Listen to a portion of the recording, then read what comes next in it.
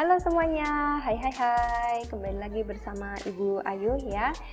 Oke, kemarin kita masih di kelas 10 ya, 10 sejarah Indonesia, sejarah wajib ya. Pertemuan yang kemarin kita sampai di pembahasan bahwasanya ya konsep ruang dan waktu dalam sejarah. Kita lanjutkan ya materi kita pada saat ini. Nah, kita lihat ada manusia, ruang, dan waktu. Ini sebagai 3 unsur penting dalam sejarah ya. Nah, kita akan lanjutkan ke materi kita selanjutnya. Ya, baik. Ini cara berpikir kronologis dalam mempelajari sejarah. Nah, dalam mempelajari sejarah kita membutuhkan sebuah cara berpikir kronologis. Apa itu cara berpikir kronologis?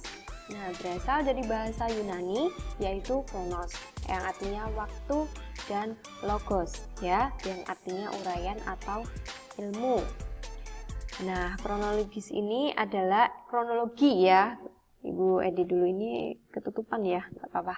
Nah, kronologi ini ilmu tentang waktu yang membantu menyusun peristiwa sejarah sesuai dengan urutannya. Ya, jadi sebuah peristiwa sejarah ini harus disusun sesuai dengan urutannya ya. Jangan sampai misalnya peristiwa proklamasi baru selanjutnya ada cerita tentang di bom atomnya Hiroshima dan Nagasaki. Nah, itu kan balik ya, rancu gitu ya. Tidak boleh. Nah, rancu itu apa? Yaitu anakronisme. Anakronisme itu kerancuan waktu antara satu peristiwa sejarah yang satu dan peristiwa sejarah yang lain. Jadi, kalau kita membaca cerita sejarah gitu ya, kalau kita baca sudah urutan waktunya sudah tidak pas gitu ya, itu berarti tidak bisa dipertanggungjawabkan kredibilitasnya ya. Nah, jadi di sini kita harus belajar supaya ini benar tidak waktunya ini sesuai atau tidak urutannya. Kita harus bisa seperti itu selanjutnya. Nah, cara berpikir kronologis dalam mempelajari sejarah itu ya contohnya ini ya. Ya, kita lihat di sini ada 6 Agustus 45 Hiroshima dibom atom oleh sekutu. Selanjutnya 9 Agustus tahun 45 ini kota Nagasaki dibom atom oleh sekutu.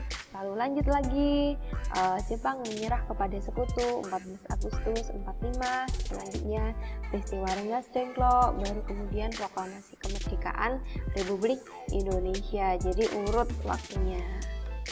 Baik. Nah, setelah itu kita akan pelajari tentang diakronik. Ya, diakronik itu apa? Berasal dari bahasa Yunani ya, yaitu dia. Wah, kan ya. Dia itu artinya melintas atau melampaui, dan kronos ya, atau waktu. Nah, diakronik di sini adalah sesuatu yang dapat melintas, melalui atau melampaui dalam batasan waktu. Nah, di sini mengajarkan kita untuk lebih teliti dalam mengamati peristiwa sejarah. Dalam pembatasan waktu, sejarah mengenal periodisasi, yaitu pengklasifikasian peristiwa sejarah dalam tahap-tahap pembabakan waktu. Jadi periodisasi adalah pembabakan waktu.